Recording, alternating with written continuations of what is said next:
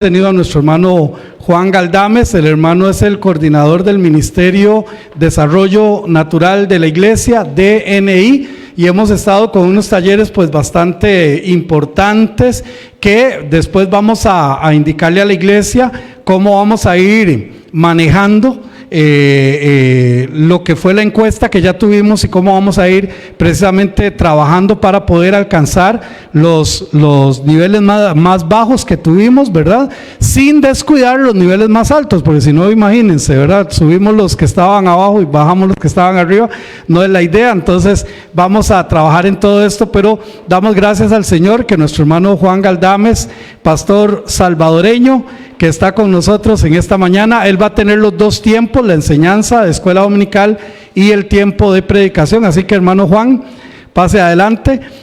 También ahora mi hermano va a hablar de unos libritos que está a un costo muy mínimo, son 2.500 colones, que tiene que ver con todo lo que es el desarrollo natural de la iglesia para poder entender este ministerio, y entonces van a estar ahí a la venta. En 2.500 colones van a estar estos libritos. No hay muchos, así que los pueden ver. Muy bien, muchas gracias, hermano pastor. Este es el libro mayoritariamente que estamos recomendando, porque si usted no estuvo, y veo bastantes que no estuvieron, que hubo un ensayo del arrebatamiento y los arrebataron el viernes, los regresaron ahora. ¿Qué pasó que no los vimos ayer? Pero puede tener casi todo lo que vimos con este libro que se llama El ABC del Desarrollo Natural de la Iglesia. Entonces, en algún lugar, hermano Marvin, ¿por dónde van a estar? La mesa, por donde salga todo el mundo, porque si lo ponen por donde no sale nadie, entonces después va a costar que vayan. Y uno o dos de estos también que se llama Coloree su mundo con el desarrollo natural de la Iglesia. Decía el jueves, creo que con cada libro de estos que usted compre, está colaborando con un ministerio para mujeres desamparadas que yo tengo en El Salvador. Mi esposa, mi hija y mi nieta, ¿verdad? Para ayudarles a ellas. Así es que, muy bien.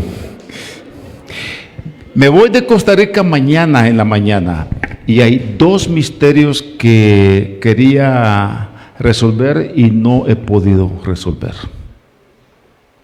En primer lugar, ¿cuál es el verdadero color de la bandera de Costa Rica? Porque ese azul que está allí, no fue el azul que yo conocí en la escuela primaria. Yo conocí un azul bien vivo, bien colorido, ¿verdad? Azul. Esto me parece más negro azul que azul negro. Pero es algo nuevo que he estado viendo en las banderas últimamente, ¿verdad? Especialmente en las iglesias, porque estuve predicando en Limón el miércoles y vi una exactamente parecida a esta. Entonces digo, bueno, ¿cuál es el verdadero color de la bandera? Yo me quedo con la de mi infancia, ¿verdad? Porque de todas las banderas de Centroamérica, cuando aparecían en el Día de la Independencia, mi favorita era la de Costa Rica porque tenía rojo, ¿verdad? Y variaba, todas las demás se parecían entre ellas y decían, no, este es diferente, ¿verdad? Así es que esa es la que yo tengo en mi mente. El otro misterio, al final ya no sé quién es mejor, el Saprissa o la Alajuela, porque empataron ayer, ¿verdad? Por más que me hicieron igual que hacía Jacob cuando parían las ovejas, ¿verdad? Que le ponía las varas pintadas para que parieran como le convenía a él. Y ayer en la tarde me estuvieron dando café en una taza morada, ¿verdad?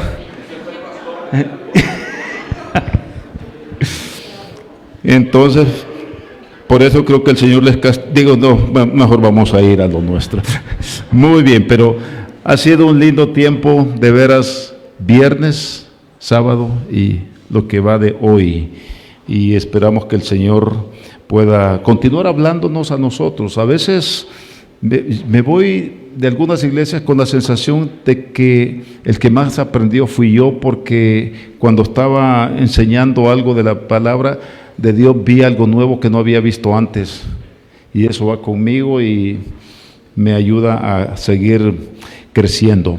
Hemos estado hablando del desarrollo natural de la iglesia, no de un ministerio, un programa, una estrategia novedosa, no un modelo de iglesia crecimiento y nada de eso.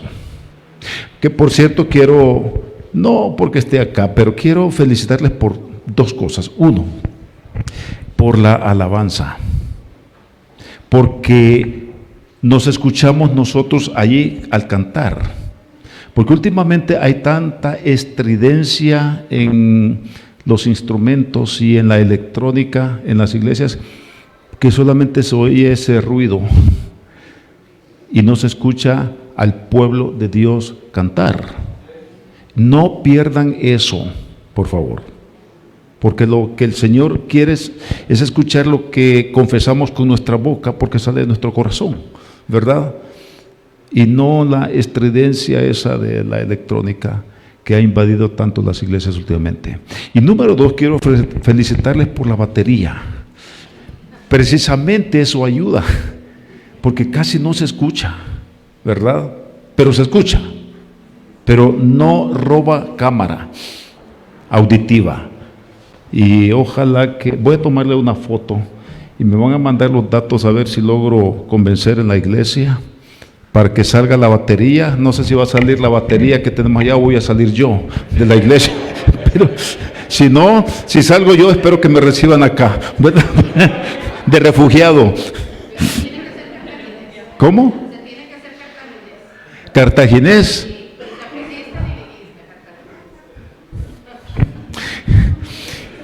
Eso aprendí cuando me preguntan ¿de qué equipo es? Esperando que diga de uno o de otro, ¿verdad? De aquellos.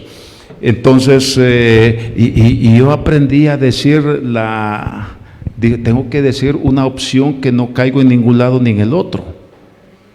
Pero una vez me contaron de un señor que llegó a Belfast, en Irlanda del Norte. No sé si ustedes saben la guerra que tuvieron históricamente entre católicos y protestantes ahí, en Irlanda del Norte. Pero una cosa sangrienta. Y este señor llega y ya le habían advertido, ten mucho cuidado, no te vayas a meter en un barrio protestante, un barrio católico y das la impresión que es del otro lado porque te matan. Y este hombre estaba aprensivo, advertido sobre el tema. Y un día iba para su casa bien noche y de repente un brazo por acá lo agarra y le pone una pistola aquí y le dice, ¿católico o protestante?, le pregunta. Y él dice, si digo que soy católico y este es protestante, pues me mata. Si le digo que soy protestante y es católico, me va a matar. Entonces le dice, soy judío, le dice. Oh, yo soy un terrorista árabe. Entonces no sé qué decir aquí, de qué equipo soy. Bueno, así que mejor digo, soy del Águila, de San Miguel, en El Salvador. Por cierto, el primer día que yo fui al estadio en El Salvador, en mi vida, tenía 10 años y un tío me llevó. El equipo que fue a jugar un amistoso, le estaba contando al hermano Daniels, fue la Liga, un amistoso con el Águila, allá. Así que fue la primera vez que yo entré al estadio y voy viendo, y ese equipo de donde, de Costa Rica, y estos son los de aquí, no sabía nada, pero por alguna razón del destino fue un partido entre El Salvador y Costa Rica. Bueno, vamos a lo nuestro. Busquen el libro de Hechos, por favor, capítulo 11. Quiero hablar algunos principios de la iglesia y por supuesto yo entiendo que en la escuela dominical pues alguien puede preguntar, ¿verdad? Me imagino que es así, levantar la mano. Bueno, ya no voy a contar más chistes. Es que había un evangelista, de esos evangelistas famosos, porque solamente tienen 5 o 10 mensajes que predican, pero como andan predicando en diferentes lugares, pues no tienen más. 10 mensajes predicando en diferentes lugares. Pero este era un hermano que quería, cuando iba para una iglesia, quería estar totalmente concentrado en su predicación. Así es que para no ir luchando con el tráfico, con las presas y todo eso, pues contrató un hermano para que le sirviera de motorista y lo llevara. Así que él, mientras iba en medio del tráfico, él iba orando, leyendo la Biblia. Y un día, cuando ya venían de regreso de predicar, como por centésima vez uno de los mismos mensajes, el motorista le dijo: hermano, de veras el trabajo que usted tiene es bien fácil. Le dice: ¿por qué? ¿Por qué? Le dice: pues, los mismos sermones tiene. Le dice: yo ya me los puedo de memoria. Yo creo que podría predicarlo igual que usted. Ah, ¿de veras? ¿Tú crees que es muy fácil? Sí, le dice. Yo creo que ya podría predicarlo de tanto que lo he oído. Bueno, le dije: hermano, vamos a hacer una cosa, se me ocurre. La próxima vez que me inviten a una iglesia donde no me conocen, entonces vamos a cambiar de roles. Yo voy a ir de tu motorista y tú vas a ir como el evangelista, para que veas si es cierto. Sí, le dijo el otro. Bueno, llega la oportunidad y le dice: oye, prepárate que el miércoles. No necesito prepararme, ya me lo puedo. Bueno, se van. Entonces llegan justo con los roles cambiados. El evangelista llega como su motorista y el otro se presenta como el predicador. A la hora de la predicación sube, comienza a predicar, y aquel se había quedado ya atrás en la última banca. Y comienza a verlo y dice: de veras que hasta los mismos ademanes que yo hace. Me va a quitar el trabajo si no me cuido. Pero en esa iglesia no sabían ellos que en la predicación, si un hermano tenía una pregunta, a media predicador podía levantar la mano y preguntar. Y entonces, cuando está más y menos aquel en el púlpito predicando, levanta la mano un hermano: disculpe, hermano, pero aquí tenemos la costumbre que si alguien tiene una pregunta puede hacerla en cualquier momento. Pues aquí no se arredró, ¿verdad? ¿Cómo no? ¿Cuál es su pregunta? ¿Y a qué le hizo la pregunta el hermano? Y dijo, y el evangelista allá atrás dice: ajá, hoy va a ver que no es tan fácil. Todo lo que uno tiene que saber detrás de lo que uno dice. Y entonces, cuando le hizo la pregunta, aquí le dice: muy bien, gracias por su pregunta. Muy buena pregunta, pero una pregunta muy sencilla. Para que vea qué tan sencilla es, voy a dejar que mi motorista pase y se la responda. Va a ver. Así que si usted tiene una pregunta, hágala. Y voy a invitar a Eric, que me invitó aquí, para que él venga a responderla. Muy bien. Hechos capítulo 11. Hay una imagen que quisiera, si la tienen lista, que la puedan poner, por favor. Porque quiero hablarles de una iglesia saludable. Hablando de esto de iglesia saludable, ahí tenemos un mapa del mundo antiguo donde podemos ubicar Antioquía de Siria. Es allí donde está la estrella, donde dice Antioquía, ¿verdad? Queda en el país de Siria hasta el día de hoy.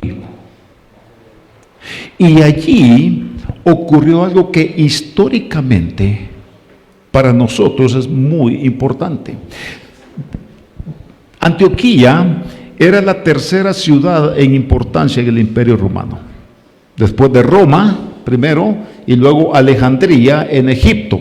Alejandría quedaría aquí abajo donde dice Egipto, ahí está Alejandría.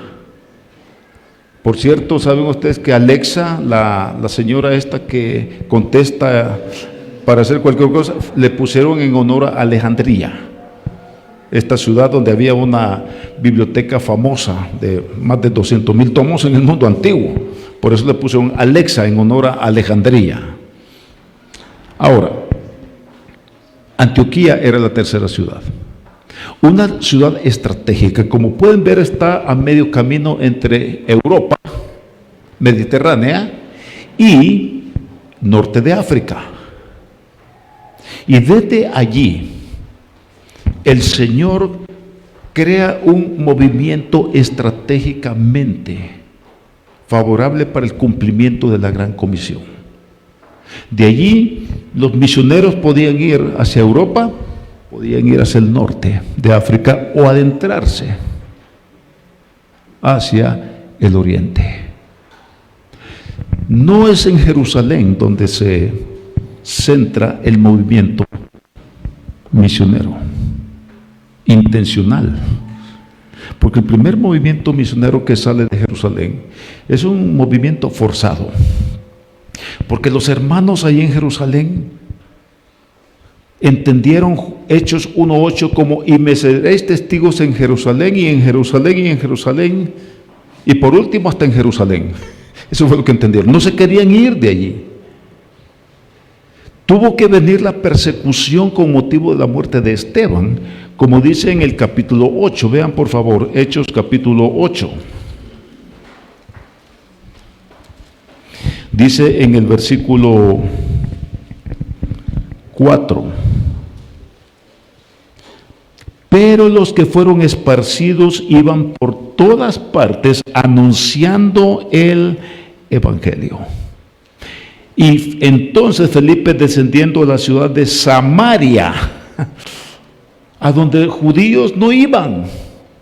Los judíos, para ir de, digamos que este es un mapa, eso es algo que hago en Caminata Bíblica por el Antiguo Testamento. Este es un mapa de Palestina y aquí está el norte, allá el sur, Galilea más o menos aquí, el mar de Galilea, donde está nuestro hermano. ¿Cuál es tu nombre?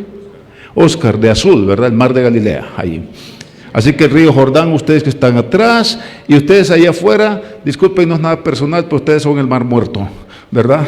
Porque están detrás del río Jordán, ¿verdad? Y entonces a este lado pues queda la tierra de Israel, mar Mediterráneo, allí ustedes. Egipto quedaría por allá. Entonces aquí Nazaret, Belén allí, pónganse en pie por favor, allí, ustedes, sí, allí al final, pónganse en pie. Belén, hermana, pónganse en pie. Nazaret, Sicar, donde estaba el pozo, hermana, póngase en pie por favor, para que puedan captar la situación que se daba en aquel tiempo. Ahora, los judíos, para ir de Judea, donde quedaba Belén y Jerusalén, para venir a Galilea, lo que hacían, no venían directo atravesando por Samaria. Lo que ellos hacían es que pasaban el río Jordán, bordeaban por aquí, volvían a pasar el río Jordán y venían a sus asuntos en Galilea. Y entonces, cuando terminaban todo lo que tenían que hacer acá, volvían a cruzar el río Jordán, bordeaban por lo que sería Jordania hoy, y entraban de nuevo, cruzando el río Jordán, a Judea. No pasaban por Samaria. Por eso es importante lo que dice Juan capítulo 4, que a Jesús le era necesario pasar por Samaria. ¿Qué? ¿Por qué le fue, pueden estarse, gracias, por qué le fue necesario pasar por Samaria? ¿Para evangelizar a la mujer samaritana? Sí, en parte. Pero ¿saben para qué? Para ponerle patas arriba el mundo a sus discípulos. ¿Pasar por Samaria? Uy, no, si nosotros no pasamos por ahí. Jesús, un rabino, él debería saber que los rabinos no pasan por ahí. A Jesús le era necesario pasar por Samaria. Y ahora, por fin, Jesús les había dicho: y me seréis testigos en Jerusalén, en toda Judea y hasta lo último de la tierra. Y allí es que ellos dicen: muy bien. Eso vino por motivo de la persecución, a causa de la muerte de Esteban. Y entonces ellos dijeron: bueno, está bien, así por las buenas, sí, nos vamos, ¿verdad? Sí es cierto, Jesús dijo que también en Samaria. Y Felipe va a Samaria. Pero, porque los samaritanos eran más o menos judíos, más o menos israelitas más bien,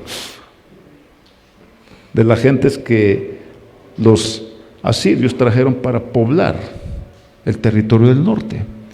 Pero los judíos puros no los aceptaban. Pero dijeron los cristianos: bueno, si tenemos que irnos de Jerusalén, está bien, vamos a ir aquí a los samaritanos y a ver si con eso calmamos al Señor.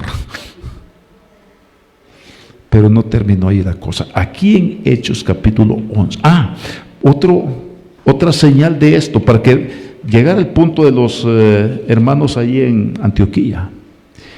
El Señor llama a Pedro y le tiene que dar una visión de ese lienzo descendiendo con toda clase de animales inmundos inclusive, y diciéndole: mata y come. Señor, yo nunca he comido cosas inmundas. No llames inmundo lo que Dios limpió, mata y come. Okay.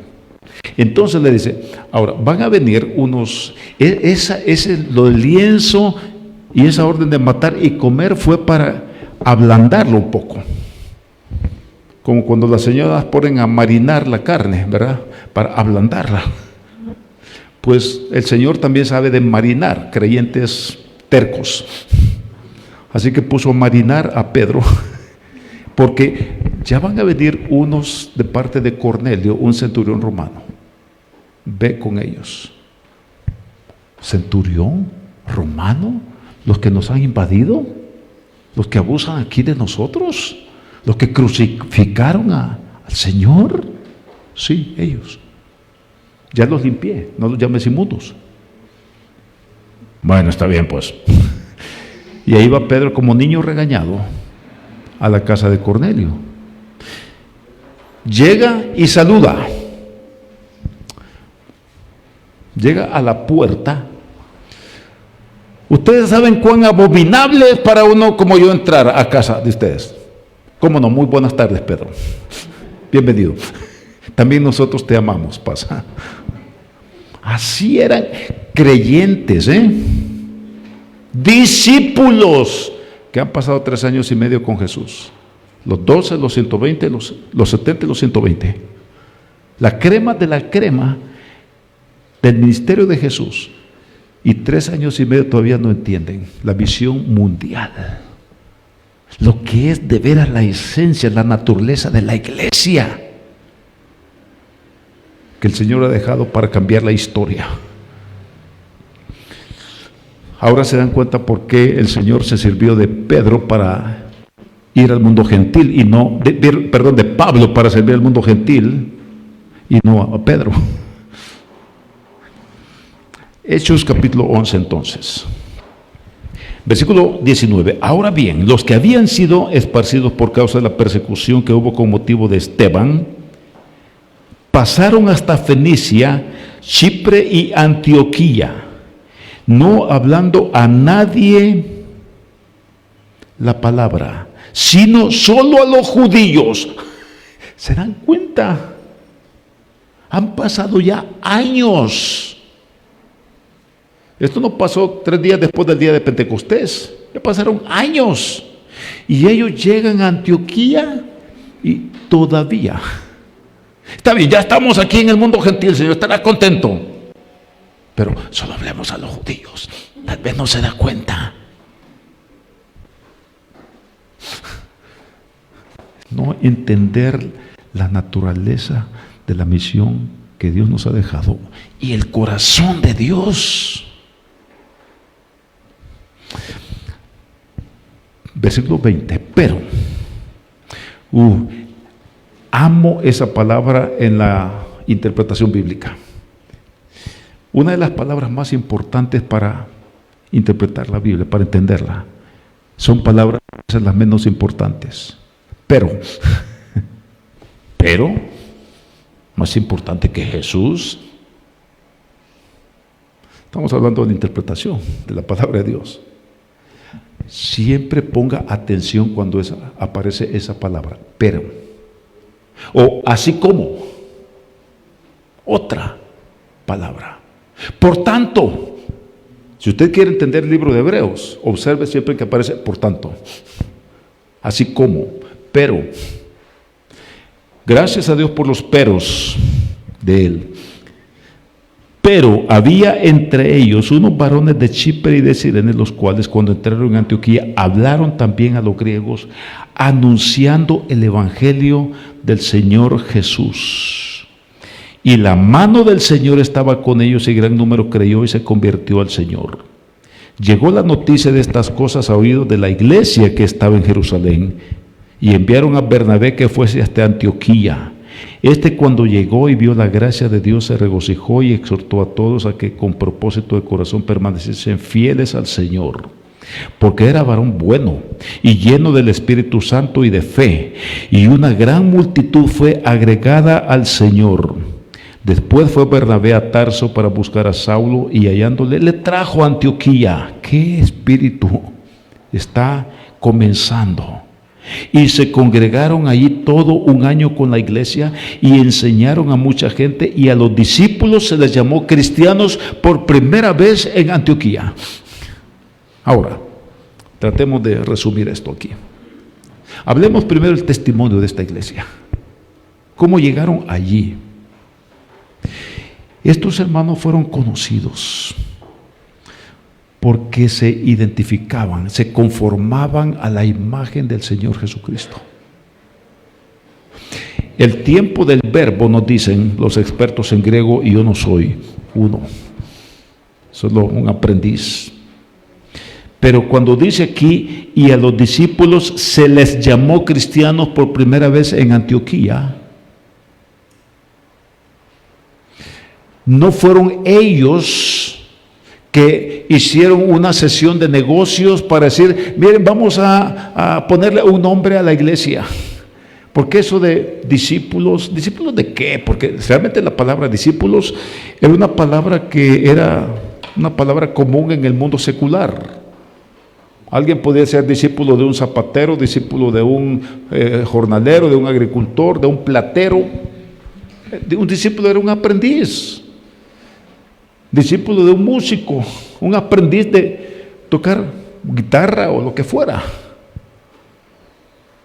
Y queremos un nombre que nos identifique con Jesús. A ver, sugerencias ahí en la sesión de negocios. Bueno, ¿por qué no le ponemos vasijas de barro? No, eso es muy frágil. La rodilla ensangrentada. No, eso es muy sangriento. Para que vean que oramos de rodillas y nos desangramos.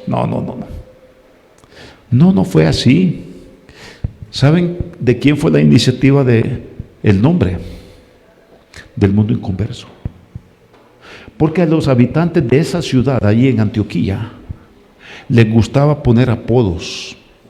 Yo no sé si aquí en Costa Rica hay características que adornan a los habitantes de cada región. Bueno, no me voy a meter en eso porque posiblemente no todos son de Cartago y van a comenzar a tirar piedras para otros, ¿verdad? Pero así, bueno, en El Salvador tenemos, por ejemplo, los habitantes de una población allá en el occidente tienen fama porque son bien mal hablados, malcriados. Yo sé que aquí no, aquí en Costa Rica no. Pero allá tienen fama esos. Hay otra población, más bien eso es lo que vale que es una provincia, hay un departamento, se llaman, que son bien codos, tacaños, famosos por eso. Así es que los habitantes de Antioquía eran famosos porque eran buenos para poner apodos, como los de Alajuela. Y una vez llegó el emperador Juliano, allí a la ciudad de Antioquía, a una visita oficial. Y él usaba una barba así, en punta acá, larga. Le pusieron el chivo de apodo. Eso no respetaban ni al emperador.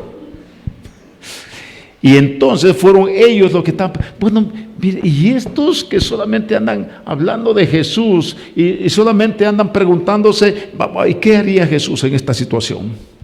El otro día uno me devolvió un dinero que yo le había dado de más cuando el cambio, que vino a comprar unos mangos y me equivoqué en la cuenta, le di de más y me lo vino a devolver el sobrante. Y yo le pregunté, ¿por qué haces esto? No, porque eso es lo que haría Jesús. Solamente hablando de Jesús pasan, solamente mencionando a Cristo y que Cristo resucitó y Cristo aquí, Cristo allá y Cristo va a venir. Que estos son unos cristitos, cristianos chiquitos, cristianitos, son unos cristianos. Y comenzaron a llamarlos así como un apodo peyorativo. Y ese nombre se convirtió en un distintivo para ellos. Era una mención de su testimonio, vivir como Cristo. estos hermanos ahí no se distinguían por su escuela dominical, por su alabanza, por su batería, por su edificio. No tenían ni edificio, realmente, por su pastor.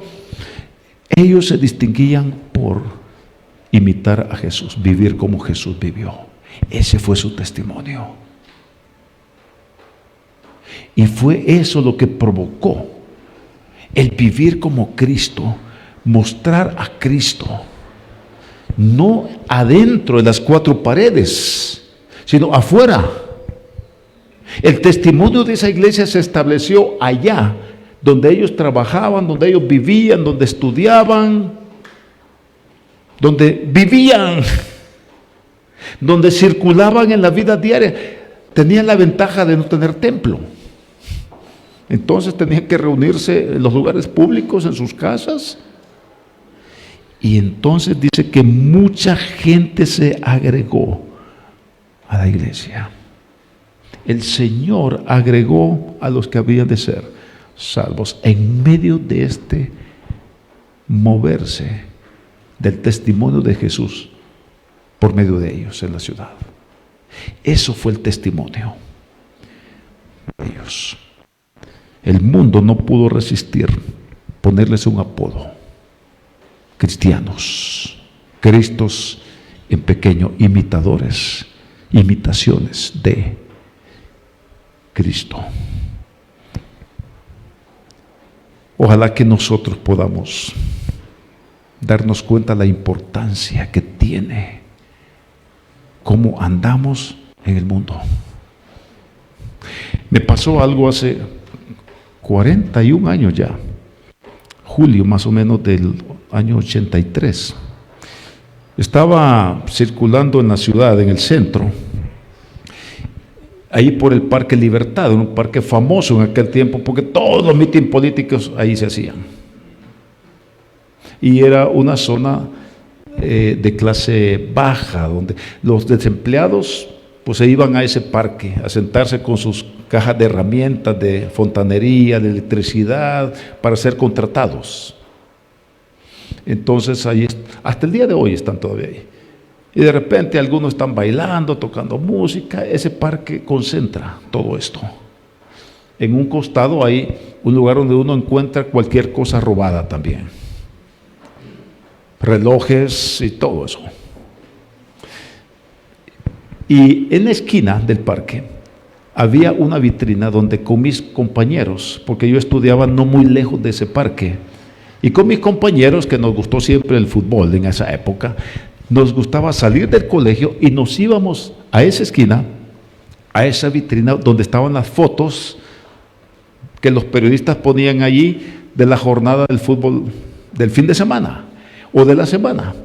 Así que ese día, ya hacía 10 años que yo había salido del colegio, pero no sé por qué había tenido que ir al centro de la ciudad. Y dije, voy a ir a la esquina de la Omnisport. Omnisport era el almacén de implementos deportivos que ponía eso ahí.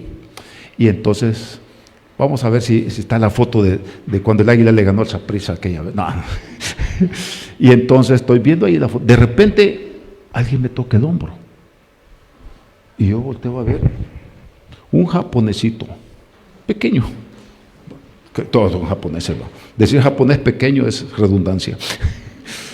Que ahí todos son pequeños. Y entonces este señor se me queda viendo y me dice, ¿puedo hacerle una pregunta? Porque son muy respetuosos. Me pide permiso. ¿Puedo hacerle una pregunta? Sí, pues no lo conocía, ni él a mí. Y me dijo, no sé de dónde sacó él eso. Seguramente ya tenía conocimiento, pero me dice, ¿usted es pastor cristiano? Sí, le digo. ¿Por qué? ¿Cómo sabe? Eso sí me despertó la curiosidad. Y me dijo esto. Y señaló a las personas ahí, algunos alcohólicos, prostitutas, desempleados, músicos. Me dijo, su semblante es diferente que las demás personas aquí, me dijo. Y yo le pregunté, ¿usted es cristiano? No, yo soy budista. Entonces comenzamos a conversar y él era un japonés que estaba allí trabajando con el Instituto Tecnológico Centroamericano, que era un proyecto que venía de los gobiernos anteriores para enseñar la tecnología en el país. Y desde ese día yo me he quedado con la impresión de que qué importante es cuidar cómo andamos, cómo nos conducimos por la vida, cómo manejamos en el tráfico, cómo respondemos cuando nos cobran más de la cuenta o subió el precio de los tomates, de las naranjas. ¡Oh, qué barbaridad! Ustedes le suben a todo, están robándonos. Pues eso le dicen los inconversos. No necesita uno más que debería responderle distinto. Estos hermanos aquí en Antioquía se distinguieron por eso. Pero quiero que hablemos un poco. Perdón, ¿hasta qué horas tengo? ¿Cómo? No, en serio.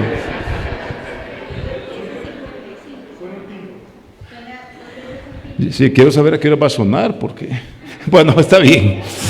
Es que les advierto que en la iglesia, ustedes saben que siempre, aquí no veo, eso es otra cosa interesante, porque siempre le ponen a uno un reloj allí. Quiero decirles que ese reloj, el que menos lo ve es el predicador que está aquí. Lo ven más los hermanos sentados ahí, están volteando a ver el reloj, pero uno, aquí no veo que tengan. Ojalá que no tenga una compuerta aquí que se abre a la hora, suena el timbre, ¡pum!, para abajo, y los lagartos están allá abajo esperando. Pero allá en la iglesia tenían un reloj. A mí ya no me ponen un reloj, me ponen un calendario, ¿verdad? Por lo largo que no se aflijan. El testimonio, el espíritu de la iglesia, más bien ahora, era un espíritu abierto. Tenían apertura a observar qué era lo que Dios estaba haciendo, no lo que nosotros queremos hacer, sino qué es lo que Dios está haciendo aquí entre nosotros. Bernabé, cuando se da cuenta de lo que está pasando, oigan, aquí necesitamos a Pablo, a Saulo. Él ha crecido entre esta gente gentil. ¿No fue a llamar a Pedro? ¿Por qué? Porque se viene y lo echa a perder todo. Ya lo estaba echando a perder en Gálatas capítulo 2, ¿o no es cierto? Cuando Pablo lo reprendió allí en Antioquía. Lea Gálatas capítulo 2. Así que Bernabé no era tan sencillo. No, Pedro no, a Pablo. Y va y lo trae. Hace a un lado las sospechas que todo el mundo tenía. No, este Pablo va a estar fingiendo que se ha hecho de nosotros para infiltrarse, conocernos, agarrarnos y matarnos.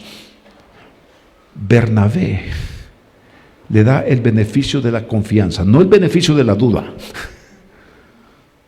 Nosotros, bueno, está bien, te voy a dar el beneficio de la duda, pero la última vez, Bernabé le da el beneficio de la confianza, confía en él y que Dios tiene el control. Va y lo trae, y esto resulta en más bendición, porque Pablo entendía, conocía la mente gentil, porque vivió entre ellos, creció entre ellos, comerciaba con ellos, trabajaba con ellos haciendo tiendas. En capítulo 13, vean por favor, tan abierto el espíritu en esta iglesia. Capítulo 13, versículo 1. Había entonces en la iglesia que estaba, ¿a dónde? En Antioquía, profetas y maestros, equivalente al cuerpo pastoral, ¿verdad? Bernabé, un judío. Simón, que se llamaba Níger. ¿Sabe qué significa Níger? Negro, de color. Luego Lucio de Cirene, africano, norte de África. Y luego ¿A dónde estoy? Manaén, el que se había creado junto con Herodes el tetrarca, clase alta. Se había creado con un rey. Pablo, un comerciante, judío prosélito de Tarso, ministrando estos al Señor y ayunando. Ahora, su espíritu abierto se nota en su equipo de pastores de diferentes orígenes. ¿Por qué? Porque ellos habían entregado su pasaporte al Señor. No, este no, porque es de Cirene, y uno de Cirene fue el que llevó la cruz, les ayudó a los romanos. Esa gente está maldita. No. Tiene madurez, está creciendo, fantástico. Oye, ven, ¿no quieres ayudarnos a coordinar esto, a entender lo que Dios está haciendo para que alcancemos más personas? Y la gente de tu origen, ¿qué tal? ¿Quiénes conoces que pudieran conocer a Jesús? Abiertos en su espíritu nacionalista, habían hecho a un lado esto. En segundo lugar, estos hermanos fueron los primeros en responder a la necesidad de ayudar a los hermanos en Jerusalén. Vean lo que dice, volvamos al capítulo 11, por favor. Capítulo 11. A los cristianos se les llamó, a los discípulos se les llamó cristianos por primera vez en Antioquía. Muy bien, versículo 27. En aquellos días, unos profetas descendieron de Jerusalén a Antioquía, y levantándose uno de ellos llamado Agabo, daba a entender por el Espíritu que vendría una gran hambre en toda la tierra habitada, la cual sucedió en tiempo de Claudio. Entonces los discípulos, cada uno conforme a lo que tenía, determinaron enviar socorro a los hermanos que habitaban en Judea, lo cual en efecto hicieron. No solamente hablaron, también lo hicieron, enviándolo a los ancianos por mano de Bernabé y de Saulo. Estuvieron dispuestos a ofrendar, porque no solamente sus pasaportes pertenecían al Señor, también sus carteras entregaron al Señor. Y aunque el hambre les iba a afectar a ellos también, porque la hambruna iba a ser en todo el mundo, en toda la tierra del mundo conocido, todo el imperio. Sucedió en los tiempos de Claudio, el emperador romano.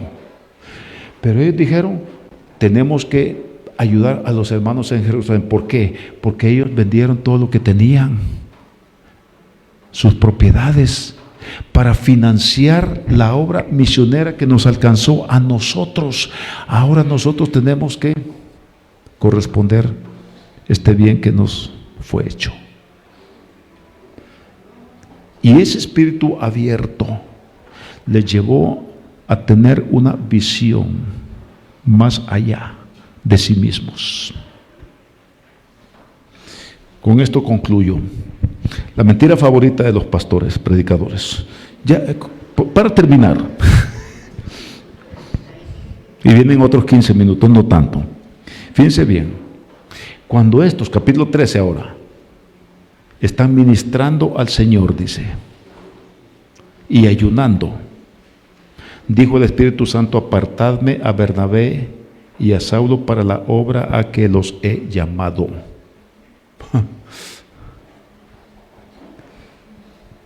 El Señor les pide lo mejor que tienen, lo mejor. Apárteme a Bernabé. ¿Quién era Bernabé? No, el que discipuló a Pablo. Solo él, solo eso. Discipuló a Pablo. ¿Y Pablo quién es? El que escribió la mitad del Nuevo Testamento, que estableció iglesia por todo el mundo gentil, llevó el evangelio a Europa, y de Europa vino a nosotros el evangelio. Solamente eso hizo Pablo. Lo mejor que tenían estos hermanos allí, dice que cuando el Espíritu Santo les dijo, apartadme a ellos para la obra que los he llamado, ellos entonces ayunaron y oraron y dijeron, por favor, no nos lleves a nuestros pastores, llévate a esos muchachos que se sientan en la última banca, que no hacen nada. No, dieron lo mejor que tenían. Tenían un espíritu sacrificial, de entrega. ¿Saben por qué? Porque entendieron, ese espíritu abierto de ellos y de sacrificio venía de su entendimiento de la gracia de Dios, porque entendieron que Dios les había dado lo mejor que Él tenía allá en el cielo. Cuando Dios decidió a quién enviar a este mundo, decía ayer en la tarde en la reunión, voy a cerrar la Biblia para que se tranquilicen que yo voy a terminar, pues la puedo volver a abrir. Dios no dijo al arcángel Gabriel, oye Gabriel, trae al anciano, el ángel que se acaba de retirar, que está ahí en el asilo de los ángeles, a ese vamos a mandar a la tierra para que lo crucifiquen, lo garroteen todo. No le dijo al arcángel Miguel, tráete al ángel que le quebraron el tobillo en el último partido contra contra los diablos. No, trae lo mejor que tenemos. ¿Quién es? Mi hijo unigénito, porque eso les va a convencer cuánto los amo. Y entonces, de su gran entendimiento del gran amor de Dios, estuvieron ellos dispuestos de dar lo mejor que tenían, no lo que les sobraba, lo mejor que tenían. Y hermanos, esa iglesia, hay mucho más que decir de ellos, por supuesto, fueron el semillero de la expansión del Evangelio. Dejaron a un lado los prejuicios que no dejaron los hermanos en Jerusalén hacerlo. Y ellos son de quienes nosotros finalmente recibimos el Evangelio. Hay que estar orando por Siria. Están en una guerra civil hace 12 años. El terremoto de Turquía el año antepasado fue, ¿verdad? Afectó esa ciudad de Antioquía. Turquía, Siria, afectados por ese gran terremoto, incluyendo la ciudad de Antioquía, donde todavía hay una congregación pequeña que viene de esta historia de Hechos capítulo 11, capítulo 13. Son a quienes debemos que el Evangelio haya llegado, porque estuvieron dispuestos de mandar a Pablo y Bernabé al viaje misionero, de donde el varón de Macedonia le llama a ir a lo que sería arriba de Grecia, no tengo un puntero para señalar, pero lo que está a la par de la bota de Italia es Grecia, más arriba Macedonia, Europa. Y de ahí el Evangelio va a Europa. Entonces los peregrinos llegan al norte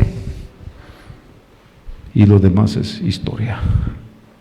Estamos aquí gracias a estos varones que entraron en Antioquía, anunciando a todos el Evangelio, no solo a judíos, y que tenían un testimonio que cambió la historia de la ciudad,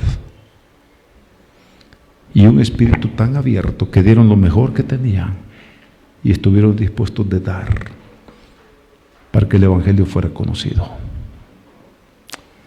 Padre, te damos gracias porque no sabemos todos los vínculos que tenemos en la historia con aquellos que fueron antes de nosotros, y los vínculos que tenemos que crear para que otros conozcan hacia el futuro la historia de Jesús y el testimonio de Jesús que puede cambiar sus vidas. Gracias, Padre. Bendícenos el resto de este día y de esta semana, te suplicamos. Ayúdanos a pensar en estas cosas que nos lleven a ser más efectivos en el cumplimiento de la misión. En el nombre de tu Hijo te lo pedimos. Amén. Amén. Muy bien, pues nos Si algunos tienen interés en saber esto de los libros, porque no tenemos el lugar todavía, ¿o ya? Ok. Entonces ahí con el hermano pastor vamos a coordinar esto, pero me agarro todo lo que tengo que me saqué. Si encuentra algo más que no sea de ustedes, ahí me lo guardan. Muy bien, hermana.